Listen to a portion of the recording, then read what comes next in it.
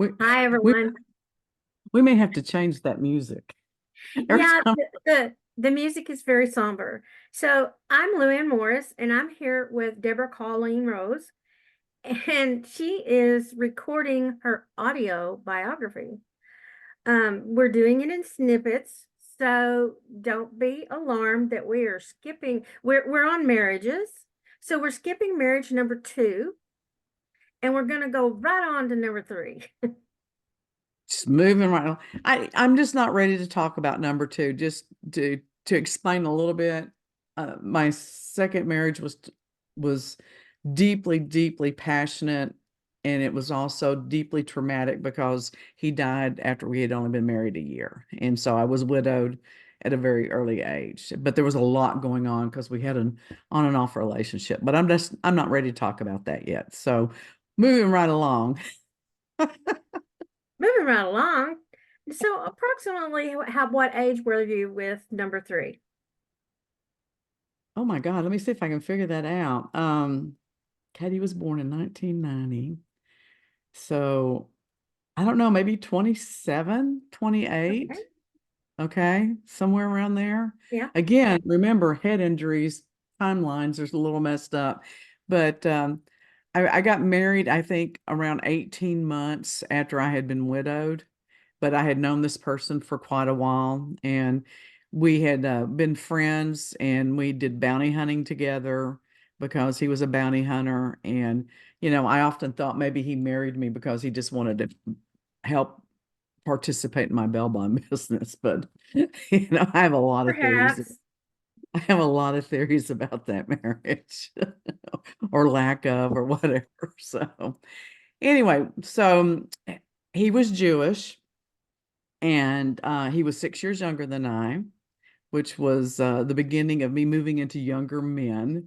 Up until that point, they had been 6 years or more older than me, even most of the people I dated. But it was like the older I got, the younger my men got. I So, recommend it. well, me too. And I think it says a lot about my emotional and mental state. And also now it's about my physical state. I think that's why I feel younger than a lot of people my age say they feel. So, you know. But we got married. We did bounty hunting together. He helped me run my bail bond business. And this is kind of an interesting little note.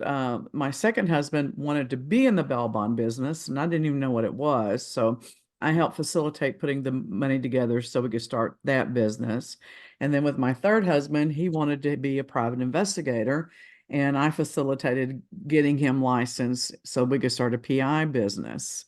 When and I helped get him. I found someone that would mentor him and train him, and I paid the funds to start the business, which was not a lot of money, but it was a transition. So it's like when people say, well, you have an interesting career, and I'm like, no, not really. It's not a career. It was like falling in a mud puddle.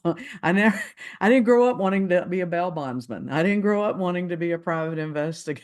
It was just life circumstances took me into those facilities, and Hmm. um so we were partners in the bail bond business for a while, and there was a lot of turmoil in that, and I wound up getting out of that business, and then we transitioned into having a PI business.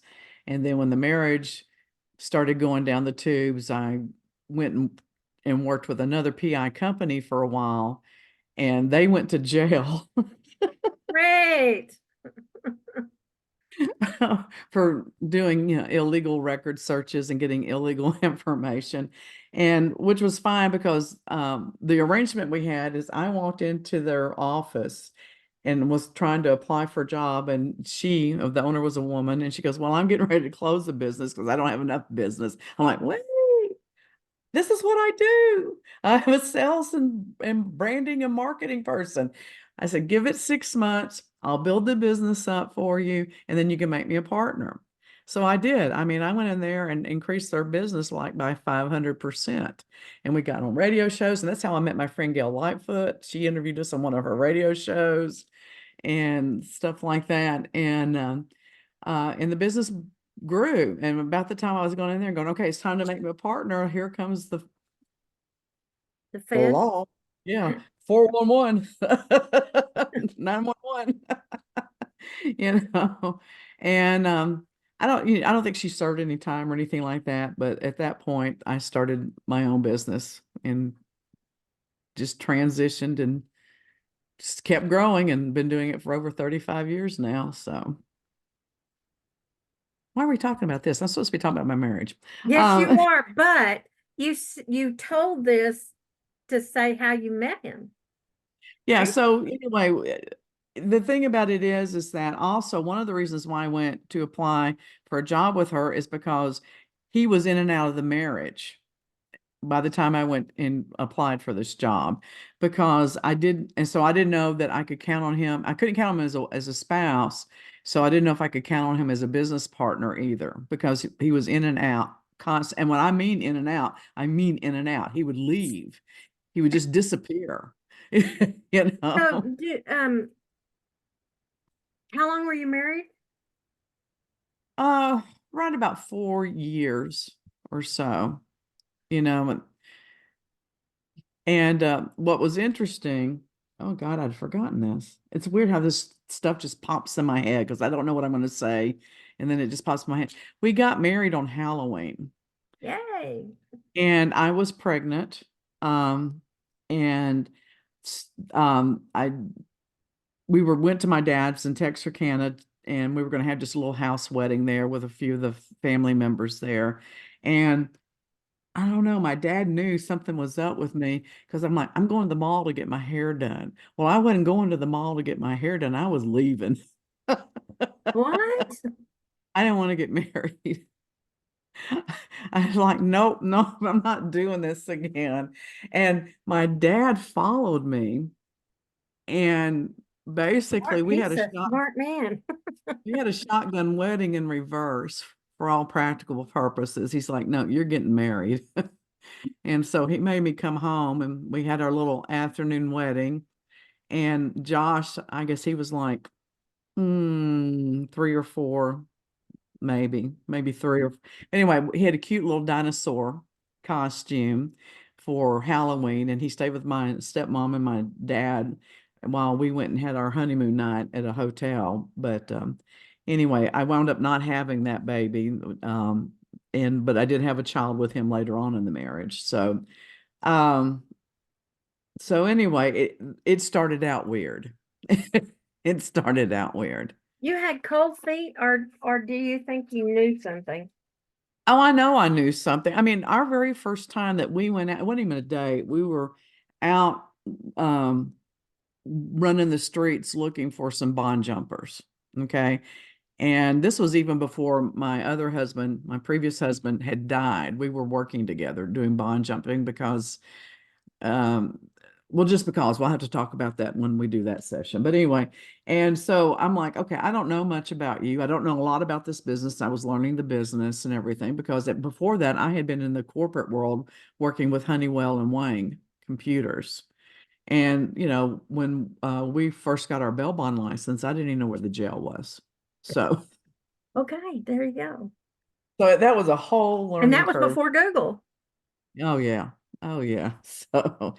And so we were like playing 20 questions. And my very first question right out of my mouth was, are you gay? That was my first question. So, I mean, I knew something was up with this guy. I mean, and he was not effeminate, he wasn't overly masculine, but he was not effeminate. Um, so there was no reason for me to jump right on that the way I did. But you know me, I just go to the core. And of course, Obviously, there was something that signaled it. well, I had great intuition all my life, great intuition, which is really kind of a great example of how you can have great intuition, and if you ignore it, you will get your butt in a crack. And so I would know things, but I would ignore them. And it wasn't Yes. that I was naive, but if someone told, I just didn't expect people to lie to me. I was like, I'm very loving, I'm very accepting of people. So it was always shocking to me when people felt the need to lie to me. Hmm. So not really Pollyanna. It's just, what the hell? You know? But of course, he was even worse. I mean, he would blatantly lie to me in an effort to make me crazy. I mean, so I Well, guess that isn't that the definition of kind of gaslighting someone? yes, yes, it Yeah. is. Well, Richard is the king of gaslighting. He truly, truly, truly, truly is. You could be looking at something and go, my God, that's a beautiful black. And he goes, that's not black, that's white. What's wrong with you? And then give you a list of 20 things of why that's white and why you have gotten that totally wrong. I'm not Wow. kidding. I'm not kidding. So he was good looking, he was smart, he was intelligent, he made me laugh. I'm gonna tell you, a lot of men got away with a lot of shit in my life if they could make me laugh, you know. Mm. Uh, and again, if they made me laugh and they gave me a lot of freedom to be myself, got them a lot of brownie points because I came from a very male-dominated, misogynistic type family. So to be allowed to be female in my own terms was a huge benefit to a man if he wanted to be around me. If he tried to cubbyhole me into a typical feminine role stereotype, then ugh, no, we're done. So So now here you are married because your dad retrieved you. good old You dad. had a honeymoon at the local hotel, Holiday Inn, Holiday Inn. and then you came back to Garland. You were living in Garland. No, we lived in um was it Mesquite? Yeah, well, it was actually a Mesquite address. We lived in over there in Mesquite, over there close to the East Dallas, Balk Springs, Mesquite area. Okay. I had a And house. I had a you house. you ran your business from there? No, I had two offices. I had an office on Swiss Avenue and I had one on Buckner Boulevard. Yeah, yeah. So, so how did this marriage develop then? I don't remember a lot of the first years, I have to be honest. So that tells me that we were just kind of plugging along. You know, we were a little family, from the very beginning because I already had a son. Joshua was like 3 or so, I guess. And we were transitioning out of the bail bond business. It took us a year, maybe 2 years to do that because there were law changes. I'd had some financial difficulty with some business partners that I'd partnered with for a coalition.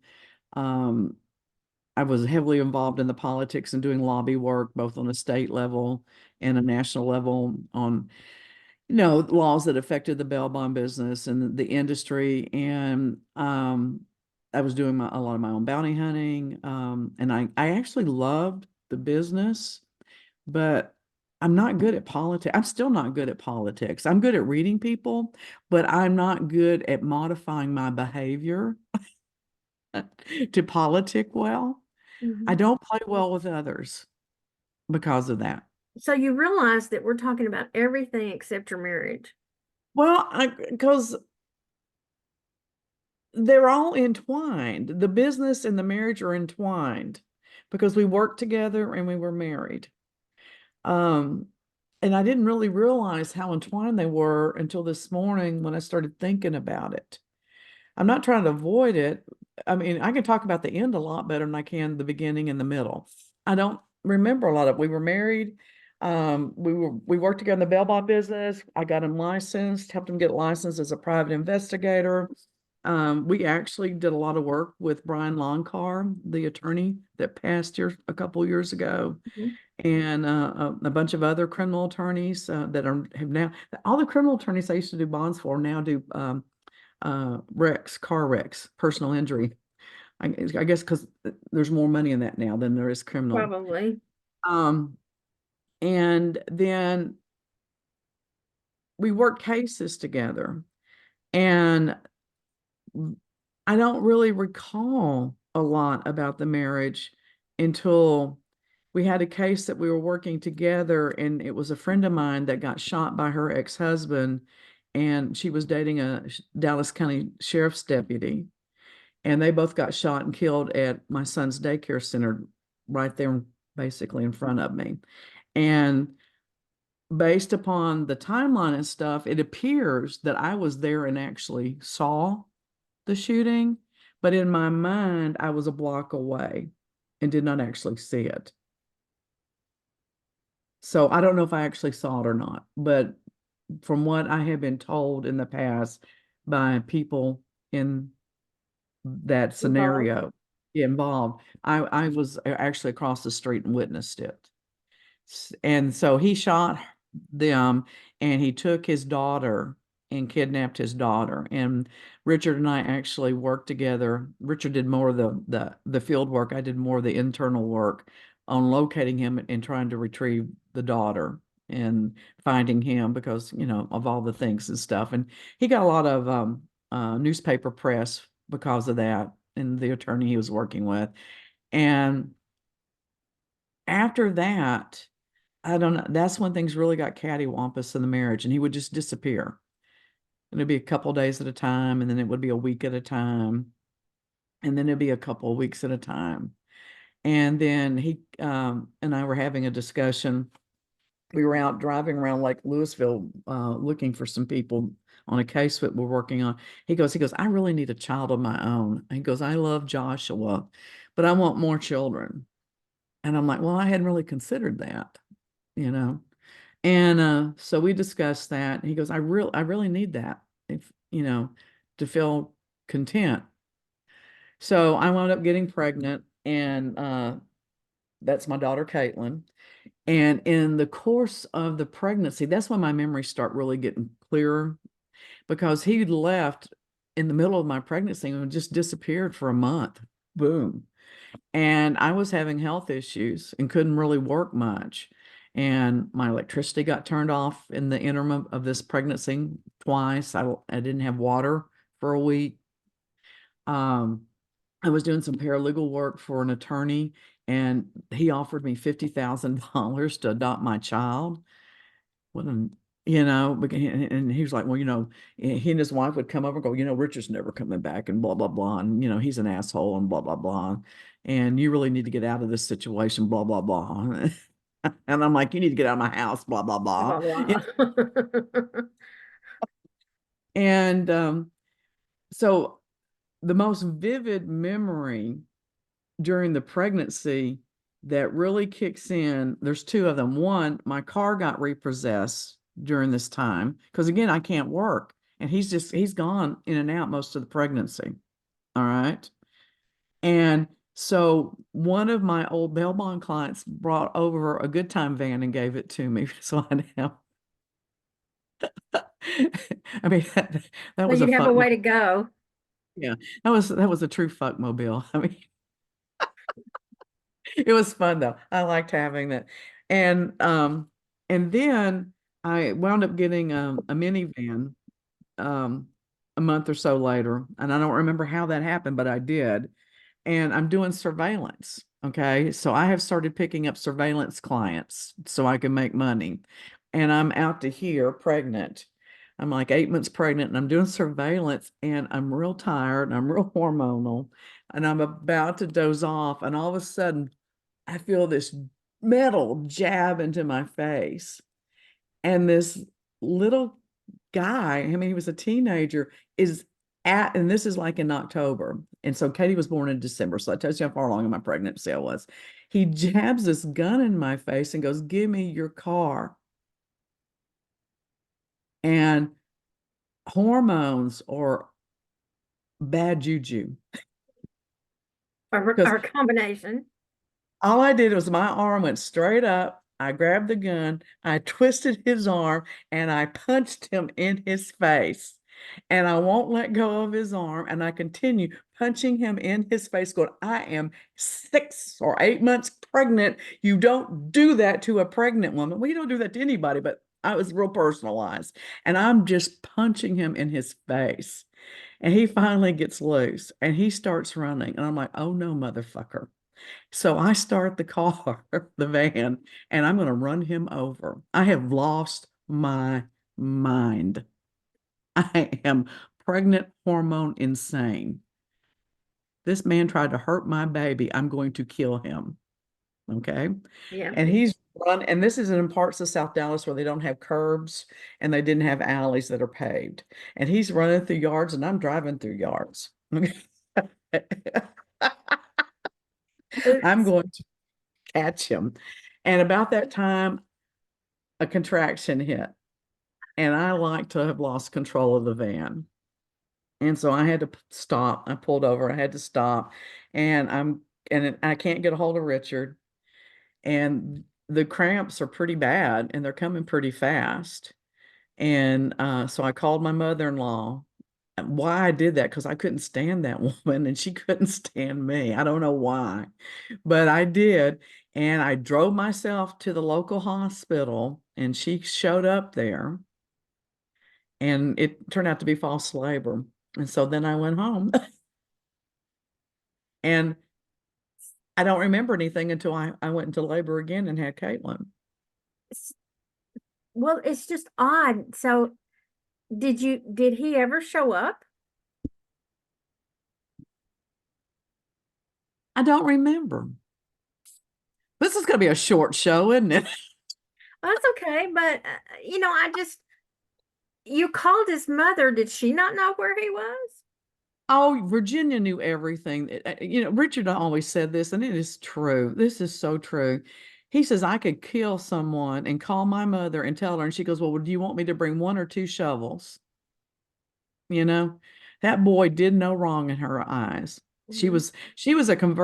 She had converted to Judaism when she married Richard's dad, but she was like the typical stereotype Jewish mother. Helicopter hovering, this is my glorious baby. She was also a raging alcoholic, and we all suspicions that she was also latent homosexual, lesbian. So, I mean, he thought that. So, and thought it for years. So, I don't remember anything between that instance and until I actually gave birth to Caitlin. And I remember Richard was there for the birth, and then he left after Katie was born, and he didn't come to the hospital for 3 days. I had had a C-section, so I was there 2 or 3 days. And I remember, I guess I was just really loving my pain pills or my pain medication because the nurse is going, oh, it's all right, honey, that your husband's not here. I'm sure he's busy. And I'm like, oh, he's not here? Oh, okay. I was in total la la land. I do remember this though. I remember that it was snowing and icy. This is right before she was born on December 21st. Mhm. And it's snowing and icing. It's right before Christmas. And I remember looking out the window and seeing 30, because this was the Mesquite Hospital that's not there anymore. I see this lines of vehicles stuck on the highway on 30 because of the ice. And then I found out later that my dad was sitting in that traffic right in front of that hospital for 2 hours. He had come in from Texarkana to deliver a car to a car dealership for a friend of his and sat there, knew I was in the hospital, knew where it was, and he sat there in traffic for 2 hours and did not stop and come in to see me or his new grandchild. I was livid, absolutely livid.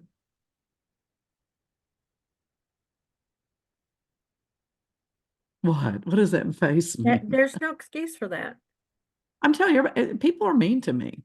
People have no idea how mean people are to me. It is a wonder that I am as sweet as I am. But okay. It's a wonder that I So tolerate humanity at all all. I can say is if he well, so he showed up next when? Did he take you home? No, my mom and stepdad were here watching Josh while I was in the hospital, and they picked me up and brought me home from the hospital on Christmas Eve. It was the day before Christmas, and he came home late that night, so he'd be here for Christmas. Now, this is where it gets good. Wait. Okay, so let me keep going. So about a week later, we drove the kids over to his mother's house. Why, I don't know, because it was always a pigsty and it always stank and it always and she smoked and it was but he insisted we go over there. And I often wonder if he did that because he knew I would see what I saw. And there was a hospital bill from another hospital sitting on her coffee table. And I said, Richard, why is the hospital sending our bills here? And I picked it up and I looked at it, and it was for a man that I knew that he knew that they were friends, and it was for treatment of genital warts. I forget the name that you call genital warts, but for that virus. Okay. Mm-hmm. Mm-hmm. I'm like, why is his bill coming here to you in your name? Why? And he never would answer me. So I just put the bill in my purse and I kept it. Well, when I went in a month later for my after birth checkup, they did a pap smear and it came back as stage 2 cervical cancer. Papillomia virus, that's what it's called. And the doctor said that it was caused by that. And I said, well, could this have anything to do with it? And I pulled that bill out of my purse and he looked at it and he looked at Richard and he goes, you gave your wife cancer. That's exactly what he said. And Richard just got up and walked out. So, I had been having my suspicions all during the marriage that when he was gone and stuff, that he was having affairs. And I suspicioned it was with men, but I never had anything that I could put my finger on at that point. Mm-hmm. So that was my first physical indication that he was. So the only question was it really his lover that had the virus that he went with and treated, or was it him using his lover's name so it wouldn't be on the records? But regardless, I wound up having a hysterectomy 2 months after my daughter was born because I didn't want to go through the laser treatments and all that. I'm like, no, I'm done. I don't want any more kids. Just take it out. So I'm tired. I would have been angry. Oh, I was furious. I lived in rage for 3.5 years. I had one of the most difficult pregnancies with my daughter because I was enraged for 9 months. 9 entire months. I was just enraged. So we went to San Antonio the weekend before I was supposed to have my surgery to just kind of get away. And, my intention was to say, what the hell are we doing? Something's got to be done here. And the only thing I remember about that trip was we went to this really nice restaurant in San Antonio, and Kathleen, what is her name? One of the actresses, her name is Kathleen something or another. She was in Body Heat, and she was there. And Richard was all a gaga over her, and and he had wanted to name Caitlin Kathleen, and Caitlin was my compromise because I didn't like the name Kathleen. So, you know, he says, well, that tells me that we should, keep the marriage going. I'm like, that has nothing to do with our marriage. You seeing your favorite movie star does not give me any indication of that. So we came to an agreement that we would stay married for a year. And he was making really good money at that point in the PI business. And he would pay all the bills, and I would get to stay home with Caitlin for a year and take care of her and be a stay-at-home mom. Because I'd never had that opportunity with Josh. And I wanted that. I wanted to be able to do that with Caitlin. So a year rolls around, things are rocking and rolling. And, I guess I do have a passive aggressive bone in my body because I was watching QVC and all those TV shopping channels back then. And I would order shit and have him sent to his office. So he'd have to bring them home so he'd know how much money I've spent. So here we go. A year's up. It's January, a year later. And I'm waiting for him to say, well, what do you want to do? And he goes, things are okay. It was a peaceful year. We weren't fighting. He wasn't disappearing. He was paying the bills. Um, I wouldn't say it was a great relationship, but it wasn't bad. I'd had some bad relationship. All right. And I was enjoying my time with Caitlin, so I wasn't going to rock the boat. And So nothing said. May 21st hits, my birthday. It's 5 months past the deadline of what we said we were going to do. And boom, papers on the door. Here you are, served, divorce. Served me with divorce papers on my birthday. What a great guy. And he wound up leaving that day and going to Florida. He had a new boyfriend in Florida. Okay. So there you have it. Now, fast forward, this is the time period when I go and work for another company. I don't know how I'm gonna, and I'm with them. He has a boyfriend in Florida. He has one here. I'm telling everybody that he's fucked me over because he's gay. He sues me for slander and libel because I tell everybody he's gay and he's going, I'm not gay, because that was the You're kiss of living with a death. boyfriend. No, they wasn't Really? living with them. They wasn't living with them. Uh, They were just sneaking around. He was actually dating the daughter of our best friend at that time. She was the new beard. okay. So anyway, his boyfriend here was just a hustler, so to speak. He was just out for whatever he could get, and I think he would just screw whatever was convenient if he thought there was money involved. And I kept trying to point that out to Richard. Well, I don't know. I don't know why I cared, but just to prove a point, I stole his boyfriend away from him. I made better promises to him. So I don't know why, but That's that tickled. ironic. It was, wasn't it? So once I broke up that relationship, he packed up everything and he moved to Florida. And in our final divorce to papers, it even says that I forced him to move to Florida because he was afraid of me.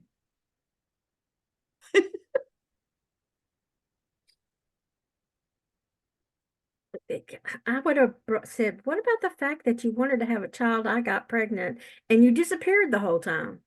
Oh, we had that discussion. I mean, you know me. I analyzed it from A to Z to infinity. Okay. And we discussed it. And Richard was a great conversationalist. He was super, super intelligent. And he had an explanation for everything. But, he would do things to drive me crazy. Like he would leave and then he'd have little presents delivered to me with little coded messages. Like I remember he sent me a Rod Stewart CD with one of the songs circled, and it was about how much he missed his wife and his baby son in the song. I can hear the song, but I can't think of the name and everything. And I'm listening to this going, and it's saying in the song, "I'll be home soon." I'm like, so what the hell? Just come home if you're coming home. What the hell does this mean? Yeah, and he'd always have these coded, cryptid messages and everything he did. It made no sense. It really didn't. And That would make me crazy. it did make me crazy. I think that was part of his goal in life. I think he wanted to get me committed, and I think he thought I had more money than I did, and I think he wanted to get me committed so he could get his hands on my money because I didn't give him access to all my money. So. Well, I think that's one of the markers of a gaslighter. I They think it's want you to think you're crazy. They want other people to see you doing crazy things. So when they decide that they want to officially make you crazy, everybody's on board. Oh yeah, well, I just think that's evil. I had a huge gay clientele with the Belmont business, and two of the guys that worked for me were gay, and they also did design work on my house and repairs and stuff. And Danny he was incredible. I just loved him to death, and he just go, "Girl, he is gay. The swish, swish, swish. Watch that walk." And um, Richard came in my office one day and was demanding that I give him some money or something. And Danny just got in his face. He goes, "Let me tell you something." He goes, "I may be gay, but I love that woman more than you do." And he goes, "I'll be damned if I'm going to let you take anything from her today while I'm here." And he knocked him on his ass. Good for him. And I just looked at Danny. I said, "How come you love me so much and my own husband treats me like shit?" He goes, "Because he's just evil." I'm like, okay, I think that pretty well sums it up. Unfortunately, that would sum it up. He Yeah. is greedy. They want what they want. Well, it's really interesting because his dad was super, super wealthy. I always regretted the fact that I didn't know his dad better because I always thought he would be a fascinating person to know. His dad was from Hungary, Oh, and he lived in Hungary during World War II when Hitler took oh over wow. and came to this country when he was 15. Hmm. And I don't know if this is a true story or not, but I just thought, man, this is ingenious if it is. He was, I think there was just him and one other family member that made it out alive, and the rest of the family died in the camps. Hmm. And the story that I was told was that the way he made it here was he was going through a Nazi military check, and they were questioning him on whether or not he was not Jewish. What was the opposite of not being Jewish? They was, just white, I guess, Christian? or whatever. Yeah. And so, Jewish people are circumcised, but it was not common for people in Germany and that part of Europe, just if they were Christian, to be circumcised. That was not a common practice back then. And he says, "Yes, you want to see my dick? I'll show you." And of course, if they had said, "Yeah, show us," he'd been in a mess. So, but that supposedly is what got him through the lines. So he made it to America.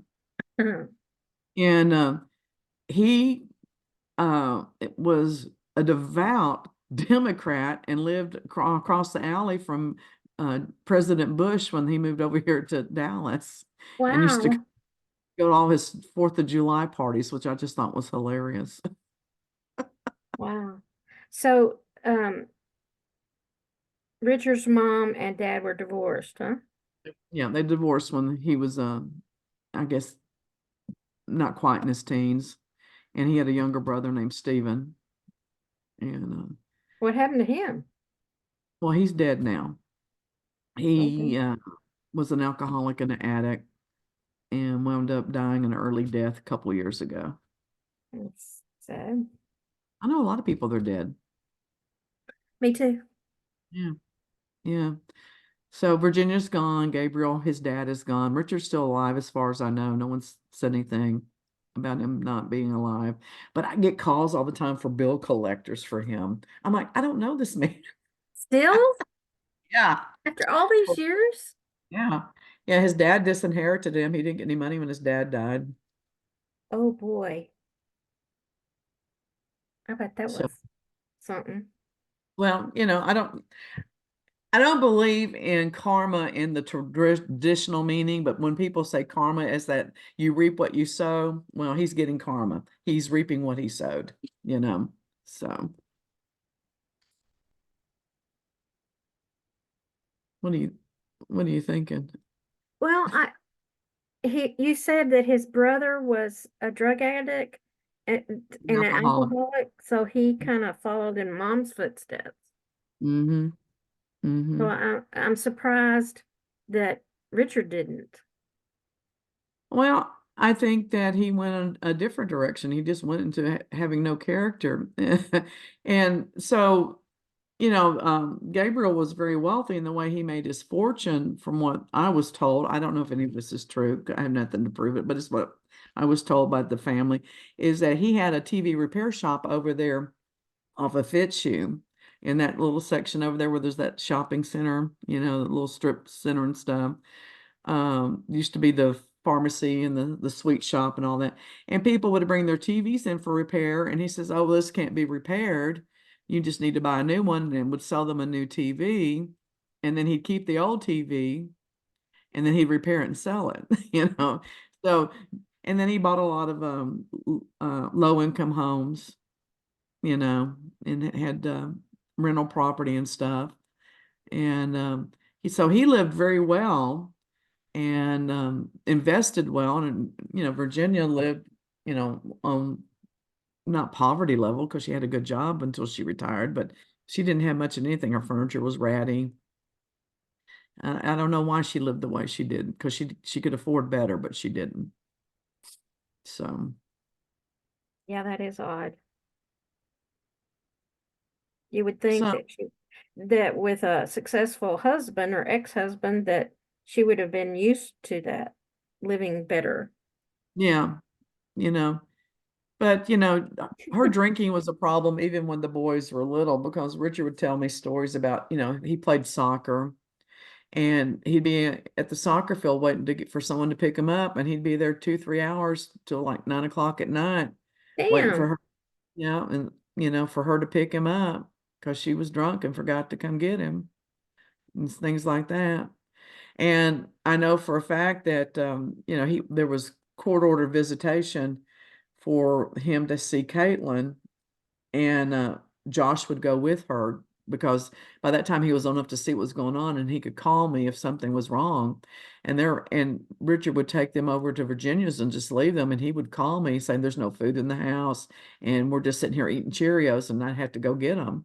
But if I didn't comply and at least make them available, then I would have been in a violation Mm-hmm. of the court, and then I would have been fined or found in contempt, could have even been jailed. So Or this at least, child that he wanted so desperately, he didn't even spend time with.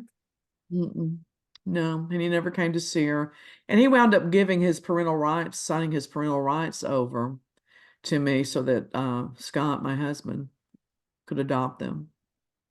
Wow. So, you know, and when he signed here's what's really interesting. When he sued me for libel, he represented himself in court. This tells you how smart he was. I had two attorneys. I had my divorce attorney and I had a civil attorney, and he won the libel lawsuit. He won it. He won the libel lawsuit and got a judgment for $1 million against me. Now, I got him to negate that judgment in exchange for me agreeing to not make him pay his back child support, because when he gave up his parental rights, he owed $250,000 in back child support, which I never see a penny of. So there was no point in even talking about it. Even if he'd have had it.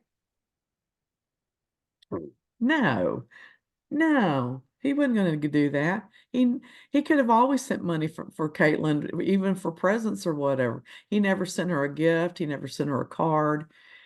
He didn't even see her after the divorce.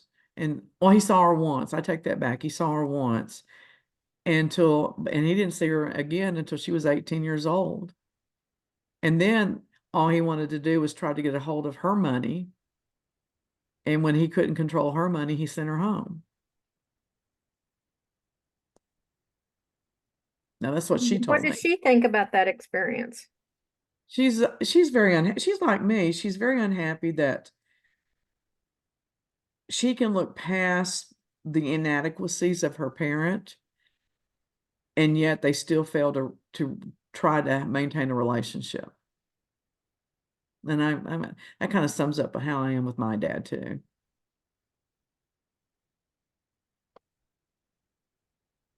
I think I've just gone off into a rabbit hole trying to do this. Well, Well, what I'm I questioning see, my own sanity. what I see from this relationship is you spent more time by yourself than you did with him. I did. I did. It, he talked to you about having a child and you went there, and I did. I went there. then he didn't even take care of that. So I don't know. It's it's interesting to me, and it's made me do a lot of reflection on why I'm so tolerant on so many levels, but there are certain things that I just cannot abide by, you know. And I seem to have a real short fuse on things that a lot of people will just let slide off their back, but I'm willing to give grace to people on like major issues. Okay, but one of the things that you did tell me is that even though he was gay and had a gay relationship, that you really tried to work out the marriage I to did. I was willing to compromise. accommodate. I was willing to have a semi-open marriage. It, with but there had to be, there had to be rules, and the rules were all based on honesty. And it became very apparent that honesty was just nowhere in Richard's character. Hmm. Nowhere. And whether that was learned because that's what he had to do to protect himself or what, I don't know. But I'm a very open-minded person. And as long as I can stick to my own ethics for my own behavior and my own morals for my own behavior, I can allow a lot of flexibility, especially if I see, because I'm able to see the bigger picture and see my part in it instead of the big picture being me. Hmm. I know that sounds so woo woo woo, but it's just that, I had two small children and we had a fairly successful business. And I really loved him and I enjoyed his company when he was around. And so I could live in a marriage where sex was not part of the foundation Hmm. as long as I knew I was as important to him as he was to me. And there Hmm. were ways that he could show me that, but he wasn't willing to do that either, No. you know, because up until that point, I had thought, well, all of this behavior leading up to this was because he couldn't get comfortable with who he was. He was living in denial. He had been lying to himself. I mean, this is still the 90s. I mean, it's not like everybody's going, Yeah. "Oh, you're gay, we embrace you," you know? Yeah. Yeah. That didn't And happen then. well, and we had just come out of the climactic part of the HIV Hmm. tragedy, you know. I mean, I had 32 friends that died in 1 year from HIV. And I Hmm. mean, and that was not too far over our shoulder behind us yet. So, I mean, there was a lot of stigma with homosexuality and all that other stuff. Right. Um, and while he was so busy trying to hide who he was, at the same time, I was able to be free to be who I was. So there was such a huge imbalance in the relationship because I was trying to pigeonhole what was acceptable behavior, what's not acceptable behavior. And I'm not saying I was wrong. Don't get me, okay. My expectations were legitimate and they were understandable, but he never gave me any requirements or any expectations or any restrictions. So this is indicative of someone chasing after another person, and that never works. No. That never works. So, but when you're in the middle of that and you're hormonal and you're, And it doesn't matter. When you love someone, yeah, you, you're married, you want to show it to them. That's why you chase. yeah, because a lot of people say, well, you just, did you stay in the marriage because you were ashamed to admit that you had made a mistake? And I'm like, no, people already knew I'd made a mistake. They knew the chaos I was living with. They knew the drama and the heartbreak I was living with. I was the underdog in this situation, and people felt sorry for me. So, regardless of whether I stayed in the marriage or whether I got out of the marriage, there was no way to make me look like a hero or anything of that standard, and unless they knew deep of who I was always going to be a victim to the public in this scenario. Hmm. Now I hated that because I wasn't a victim. Everything I did was with an awareness of where I was on the chessboard and how many pawns I had already lost, and the only thing I had left was the queen, and she could only move one step at a time. you know? So it was humiliating, not because he was gay, not because it was because people saw me as a victim. And I didn't feel like I was a victim. I felt like I had a bad situation and I needed to figure out what was best for me, for the children, for the Hmm. family, for him, because I didn't want him to be unhappy either. Well, not when you love someone, you don't want them to be unhappy. No, now, so you can go, okay, but Deborah, you stole this boyfriend. Well, he didn't, that boy did not love him, number one. Number two, I knew he was just taking advantage of Richard. And number three, I was an angry woman at that point. I had to do something to feel like I had some say so in my life because I felt stripped of all dignity and all power at that point. Did it make me feel better? No, it really didn't. It was great sex, though. So, So, um, did this defamation thing come before the divorce or after? after, Okay. after. It And was so kind of like you, on the heels of it. They kind of like just went, flowed and wanted to the best of my memory. Okay. So, yeah, because you've already said you don't remember the first year. well, I think they kind of flowed together. I think, they were just kind of hand in hand during the same time period, but the divorce came. And you know what? And this is hilarious now that I think about it. So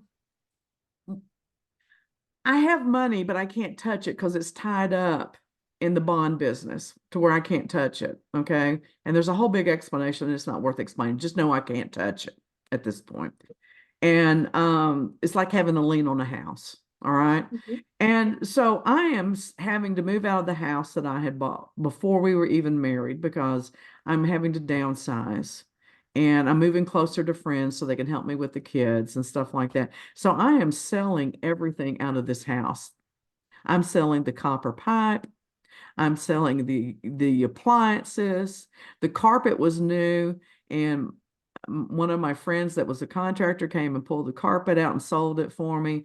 And for oh, that's another thing. Richard's birthday's on Valentine's. We never celebrated Valentine's because that was his birthday. We couldn't do it before, the day before, couldn't do it the day after. It just didn't exist because his birthday existed. So he ruined Halloween for me. He ruined Valentine's for me. I hated Thanksgiving anyway. So that pretty much just leaves Easter and Christmas for me anyway. But So so you I'm selling, sold everything I and had bought him this beautiful chandelier. Richard's so bougie, it's unbelievable. He loved anything that denoted wealth or anything like that. He was a brand whore, that type of thing. Just real bougie. So we lived in a modest home, but I bought him this beautiful crystal chandelier. I sold that chandelier. I sold all of my expensive artwork because I was an art collector. All I heard for I don't know how long, the whole time that we continued talking before, during, and after our divorce, all I heard was what a bitch I was because I sold his chandelier. I have never been so sick of hearing about something in my life.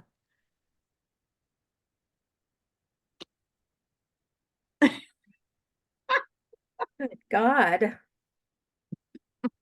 Okay. So, Well, that does that tell you the big word of the day, materialistic? yeah, pretty much, pretty much, pretty much. So, there you have it. There you have it. And So, so now you're trying to pick your pieces up. And did you rent for you and the I rented kids? a home. Yeah, I rented a home for a while. And then during that time period, I dated again, had a lot of fun. And ironically, one of the people I really enjoyed dating was another gay guy. Gay men are fun. They're great dates. There was not a love relationship. We were not getting married, but we hung out and had a good time together. It was fun, you know. And then I did meet another man, and wound up getting engaged and getting married, I guess maybe 18 months. 18 months seems to be like my time frame. 18 months after the divorce or something like that. And he wound up, seriously, he's the only husband I'm embarrassed about. Really? Yeah. Because he was a liar, he was an adulterer, he was a cheat, and he had schizoaffective disorder. And what pissed me off about him was that he dated women by telling them stories about that were my stories, like he had lived them.